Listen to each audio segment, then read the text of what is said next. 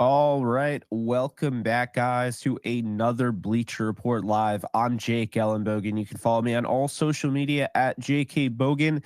And I am coming to you live after the Rams yesterday punched their ticket to back to the playoffs. Last year, 5-12 season, not really much went their way, but here they are punching their ticket back to the playoffs with help of the Steelers beating the Seattle Seahawks last night. What does this mean? Well, the Rams haven't secured the sixth seed yet.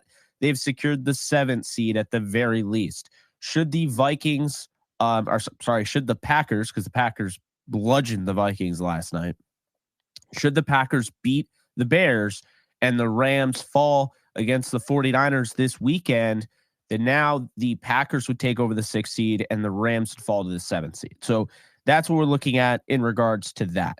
I have the PFN playoff predictor here, which I think is pretty cool. We'll go through and talk about the different scenarios, who they could play, what makes sense, does it matter who they play, etc. But here's the thing. All right, the Rams made the playoffs. Let's just start off by saying the Rams made the playoffs in a season where I said right on here they would win 10 games. We'll see if they beat the 49ers. I still think they do. There's a good chance the 49ers could sit their players because they clinched the number one seed. But the point I'm making here is that before the season, if you were a believer of this Rams team, if you believe that this Rams team would make the playoffs, great. But not many people did. And that's what makes it even sweeter, is because a lot of people said this team was going to win 3-4 games. They were going to tank for Caleb, as they said. But instead, this team, you had to watch them go 3-6, and everyone thought their opinions were justified. And they turned 3-6 into 9-7. They've won 6 of the last 7 games. They've been on an absolute tear. The game against the Giants did not go how probably they would have wanted it to go. I would assume they wouldn't have wanted it to go that way. I didn't want it to go that way. I was at the game, but you got to give credit where credit's due. The Rams held in there. Those are the types of games that good teams win, great teams win, bad teams lose, exposed teams lose. The Rams dominated the game, and then all of a sudden, they let the Giants back into it. They were still able to hold them off 26-25. So let's talk about it. Going into week 18 here, we have all these games figured out. I'll just do them all because why not? Or we can just simulate them. Let's just simulate them. So we're going to simulate the games of week 18. And they have the Rams losing to the 49ers 15-18. Okay. In this simulation, the Rams are the 7th seed. The Packers are the 6th seed, as you can see right here. The Rams would play the Dallas Cowboys. The Packers would play the Detroit Lions. And surprisingly, in this scenario, which is a bizarre scenario, Tampa lost to Carolina, which is crazy. And then it looks like the Saints had to have lost to somebody. The Saints lost to the Falcons. So we had a 8-9 team make the playoffs in this scenario. Not saying this is going to happen, but very interesting nonetheless. So in this scenario, looking just at the NFC, obviously this is picked as well, but looking at the NFC here, I think the Rams can beat anybody. I'm going to say it right now. Dallas at home, tough team at home. But let's not forget, when the Rams were playing Dallas, that pass interference call that wasn't called on Cooper Kupp, they're forced to settle for a field goal. Haversick hit that. He's no longer on the team. But that kind of changed the momentum. They sacked Dak, I think, on 3 straight plays, and they had a huge explosive and whatnot. Stafford got hurt in this game. Brett Rippon played the majority of the second half. This was not a great game, but this was a game the Rams started out very well on defense, and then they gave up an explosive. I think if the Rams play the Dallas Cowboys again, I think the Rams win. This offense is one of the best in football. I think that the Dallas Cowboys showed that even though they are great at home, they're undefeated, they are susceptible to getting beat. They should have lost to the Lions. Let's call it like it is. So I would take the Rams in that case. And then this one, I take the Lions over the Packers. I think the Lions in a revenge game of Thanksgiving, you know. And then this one, I'm taking Philly because I don't think the Falcons are that great, but at home, that's interesting. I'll take Philly. So in this scenario, the Rams as the 7th seed would play the 49ers as the 1 seed. And this is where I think things get a little weird because I think the Rams can win this game.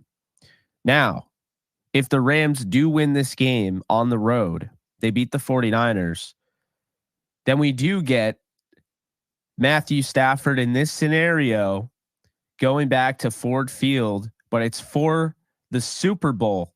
It's to go to the Super Bowl. Imagine that. Everyone was so caught up in thinking, yeah, this is going to be the year where Matthew Stafford and the Rams play the Lions at Ford Field. Stafford's return has not played at Ford Field, as anything other than a Lion since.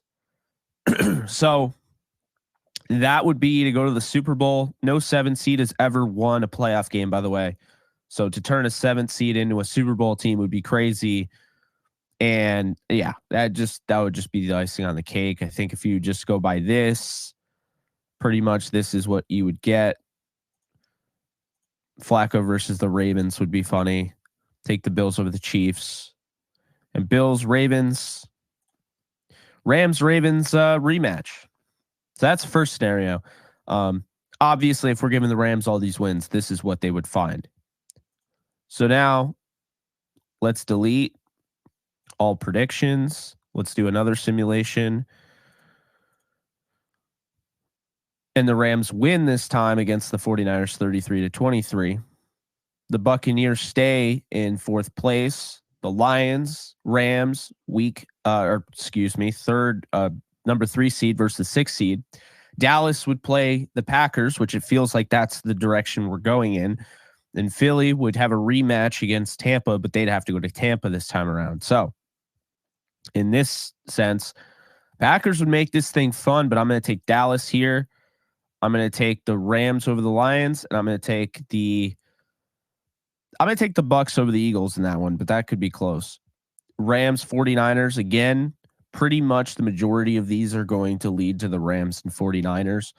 So then say the Rams win, then Dallas beats Tampa, and it's the Rams and Cowboys conference championship to go to the Super Bowl. And then based on this, pretty much I think it's between these two teams, if you can't tell, to go to the AFC. But let's not count the Browns out. Okay, let's try another scenario here. This one I'll pick. So we'll go, we'll just pick these just at random. Seattle, Green Bay. Green Bay has the tiebreaker over Seattle now. Like, they're firmly in the driver's seat to go to the playoffs. Seattle needs Green Bay to lose. The Vikings are pretty much done at this point. So that's that. I think Detroit wins anyway. Do the Saints, Tampa.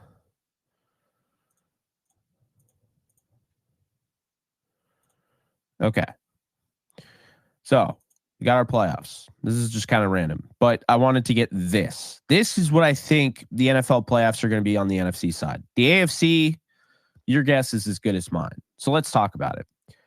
Cowboys, Packers. We just said this. I think Jordan Love can make this interesting. I think the Packers defense could get pressure on Dak, but I think the Cowboys would win. Rams, Lions. I really think the Rams match up well with the Lions. I think when you look at it, obviously, Jared Goff has a lot of reason wanting to beat the Rams, but I think Matthew Stafford has a lot of reason why he wants to beat the Lions. I think the Rams are the better team right now.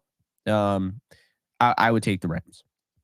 That secondary is susceptible to getting beat as well. Then you have the Eagles and Bucks. I'm going to take the Bucks, but let's just say this, right?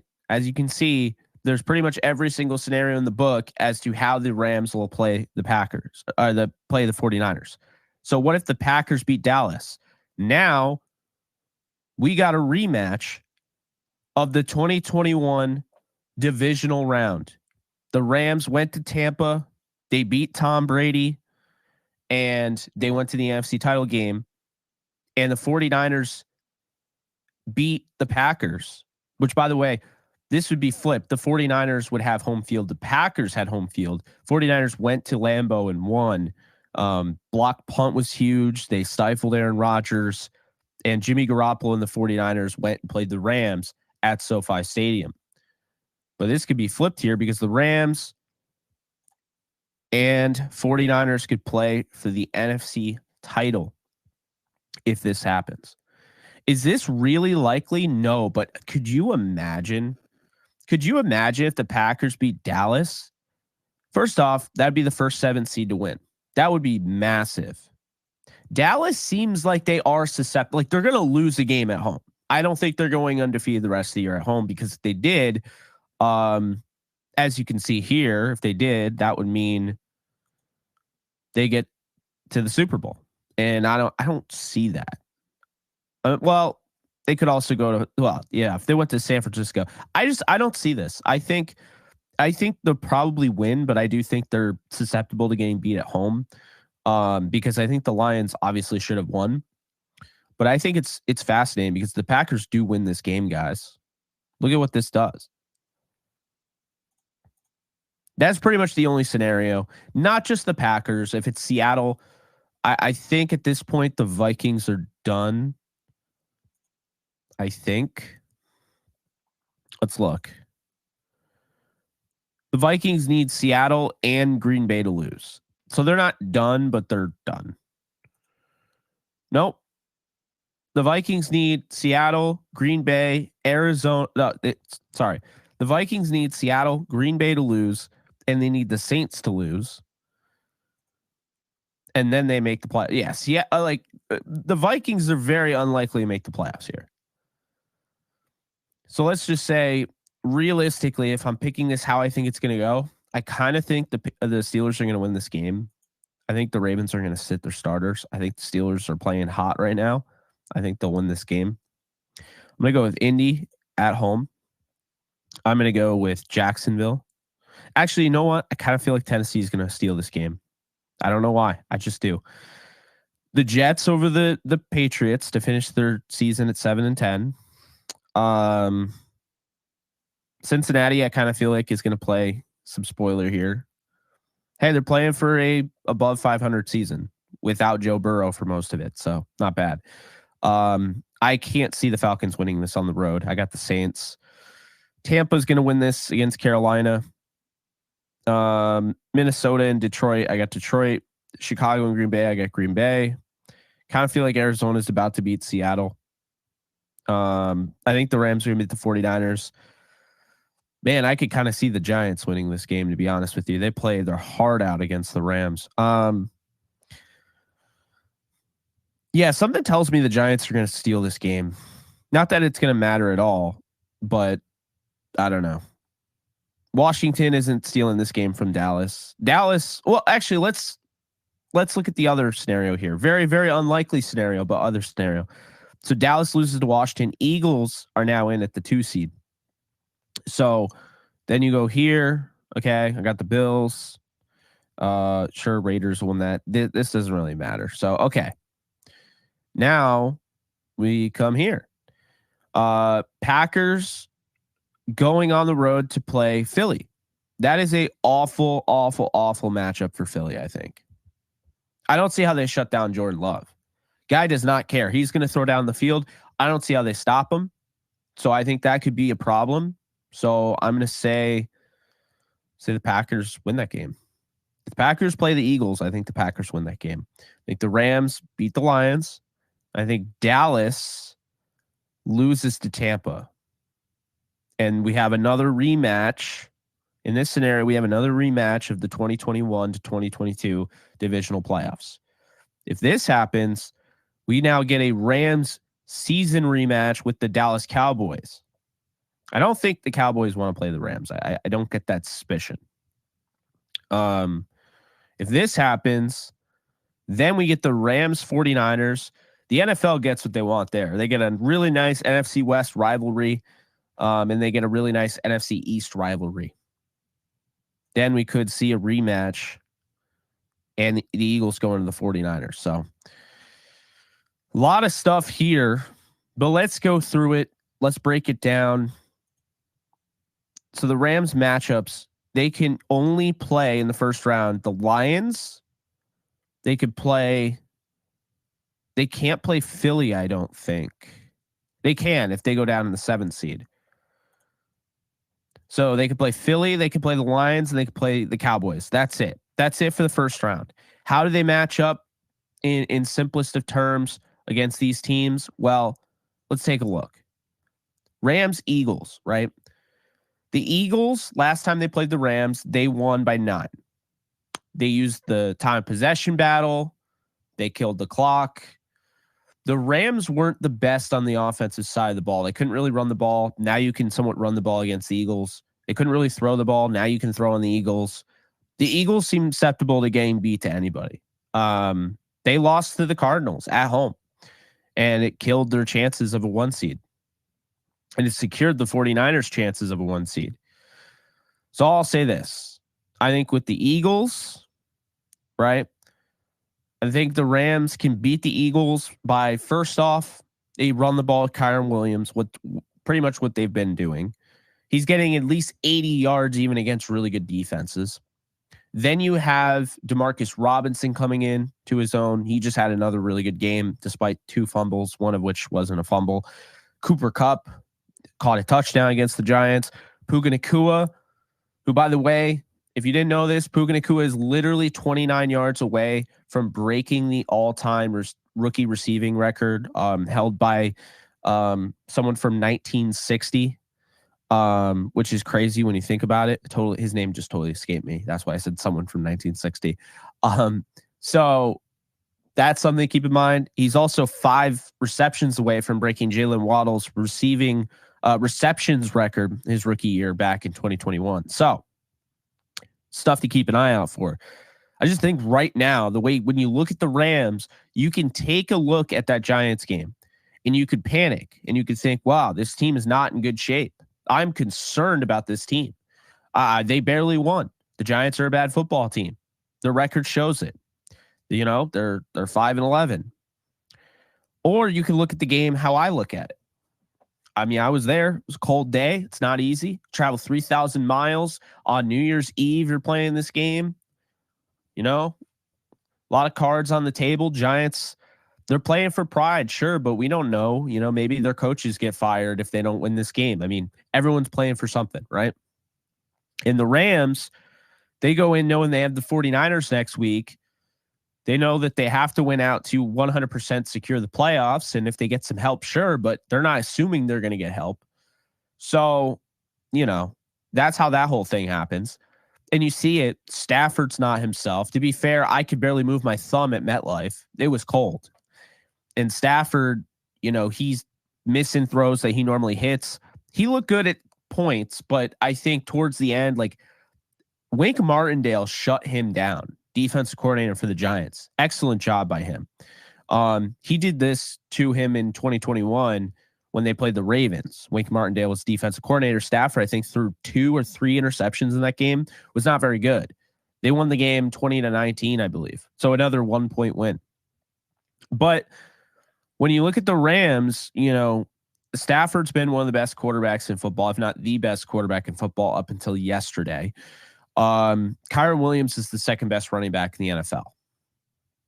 If Christian McCaffrey didn't exist, he'd be number 1 already. He has been unbelievable, and it's not just the offensive line. The guy creates yardage that isn't there. The receivers we talked about, Nacua, you know, Robinson, Atwell, Cooper Kupp. Tyler Higbee's starting to come on strong here. I think he's back to somewhat being healthy, and we're seeing them reap the benefits. Context is needed because the Rams-Giants game, the Rams found out right before the game they weren't going to have their left tackle, to be fair. Alec Jackson. So that's something to keep in mind. And then they lose Bobby Brown on the defensive side of the ball early on in the game. Their big gap eater that can really, you know, stop the run.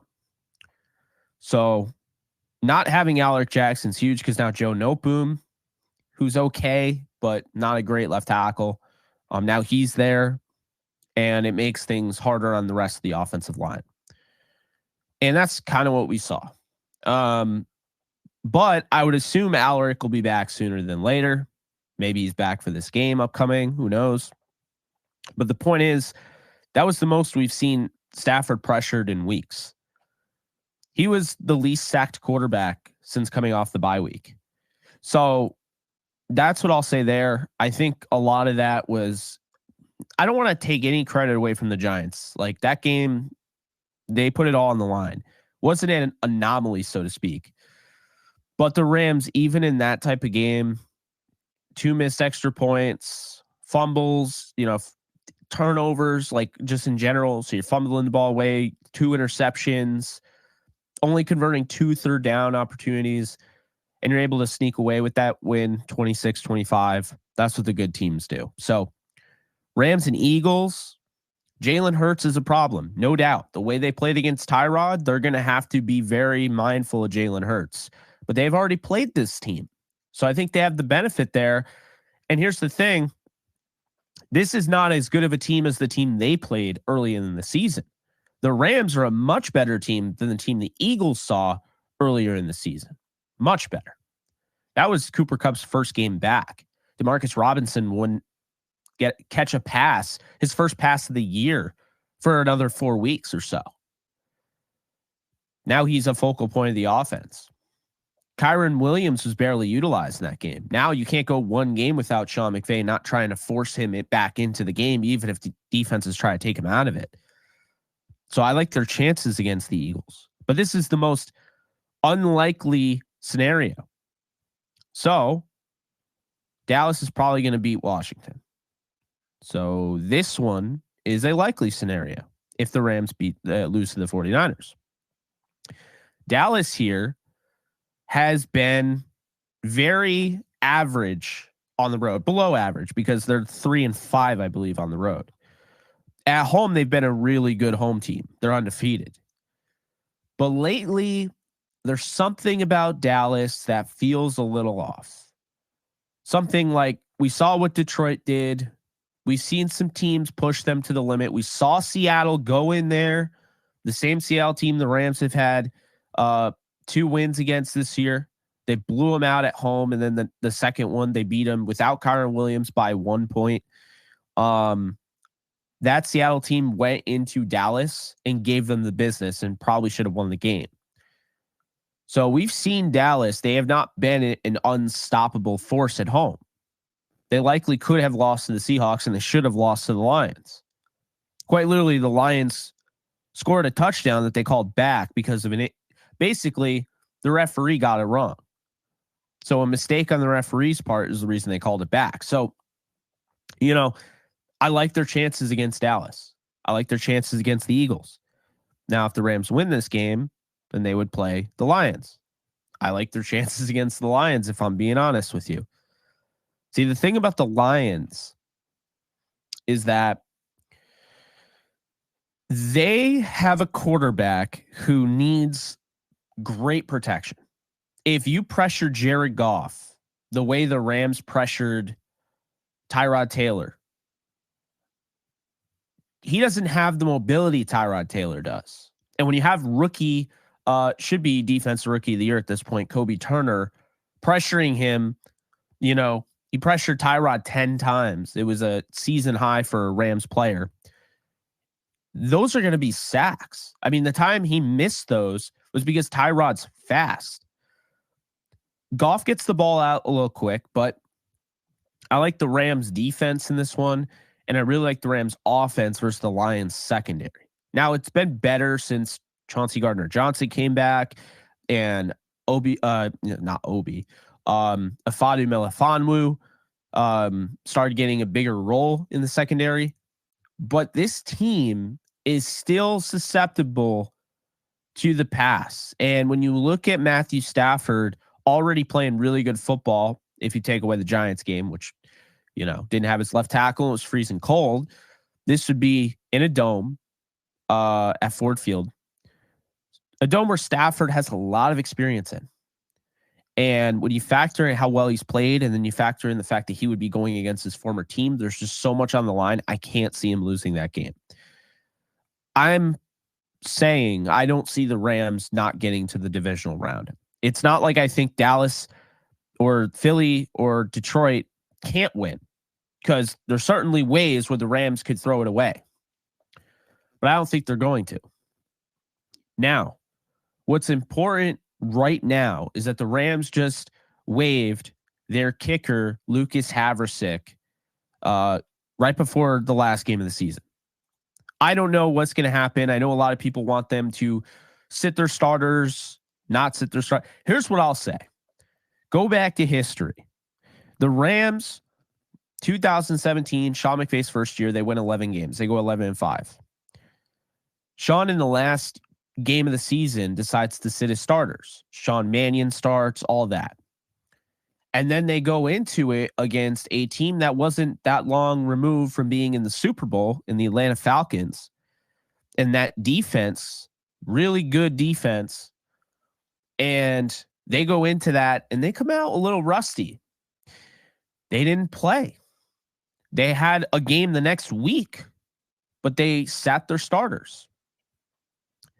I felt like that was a mistake before they did it. Now, I think Sean McVay has learned. They have since played their guys in the final game of the season. They don't really rest. Maybe they'll take a guy out at the end of the half, but I don't see them sitting their starters entirely. If they play a half against the 49ers, fine. But let's not forget, the Rams still have something to earn. There's still something you're playing for. Resting your starters doesn't basically it puts everything up in the air as far as who you play and where you are seeding wise. Being the 6th seed has its perks. I mean, a 7 seed's never won.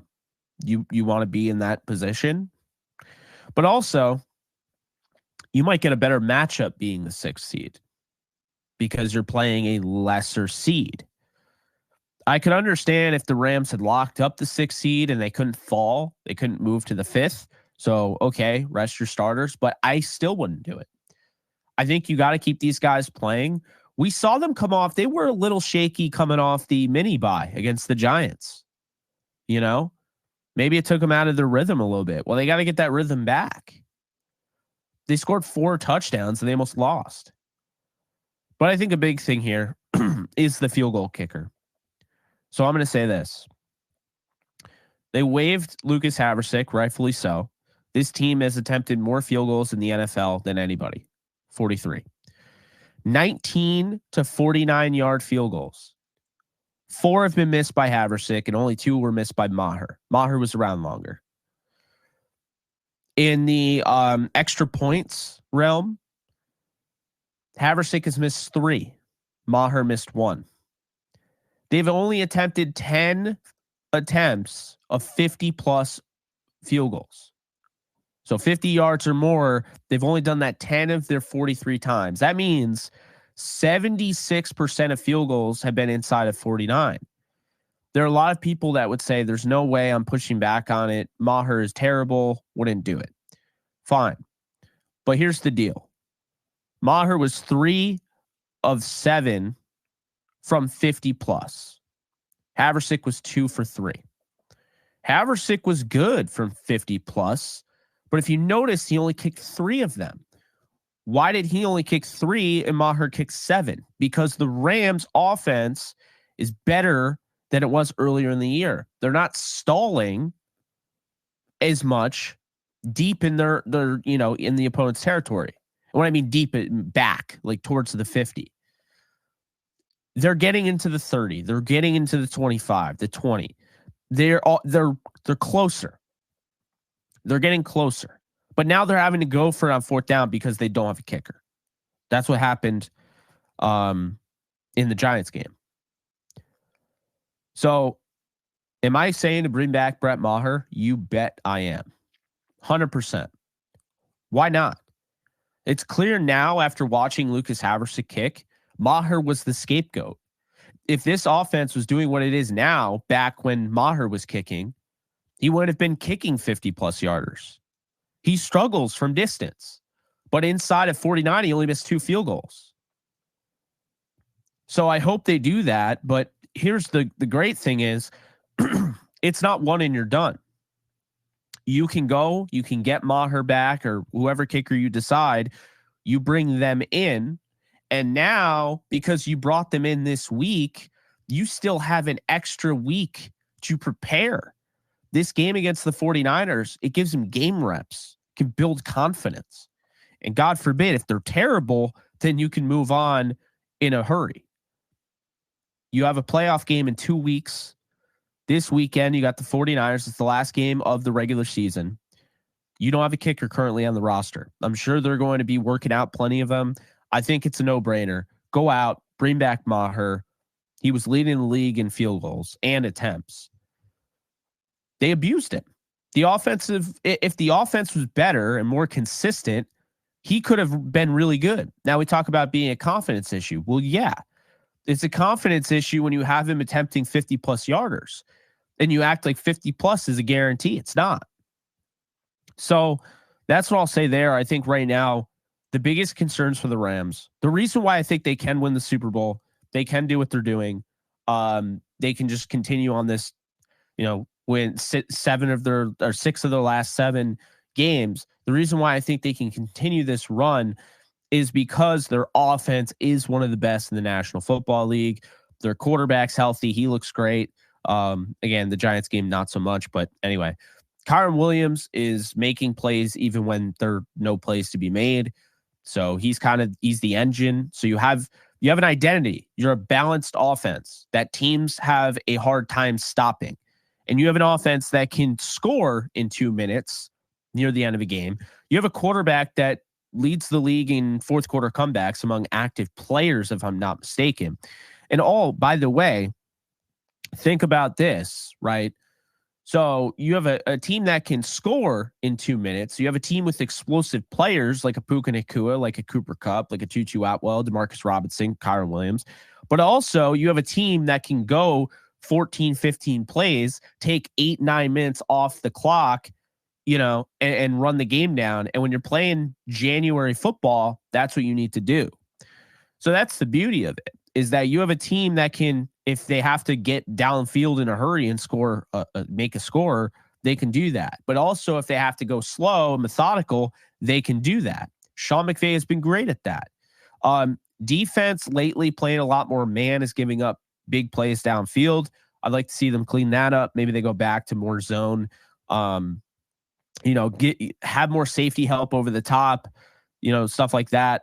That might be the best course of action, especially when you're going up against guys like CeeDee Lamb. You're going up against guys like Brandon Ayuk. You're going up against guys like Jameson Williams and Amon-Ra St. Brown, and of course, A.J. Brown and Devontae Smith. I mean, whoever you end up playing, those are not going to be easy guys to defend. So something to keep in mind. But then the special teams, which is historically bad, that needs to be cleaned up.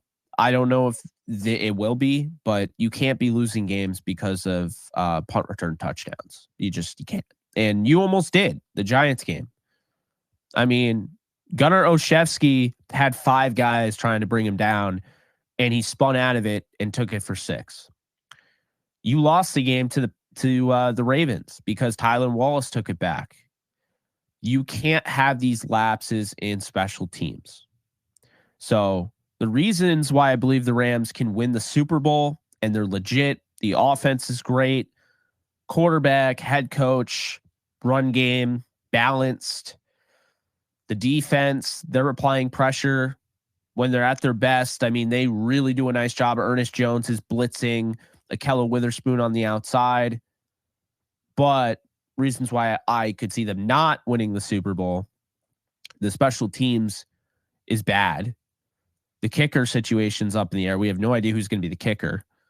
There are still times where Sean McVay wants to go pass, even when the run game's working. We saw that against the Giants.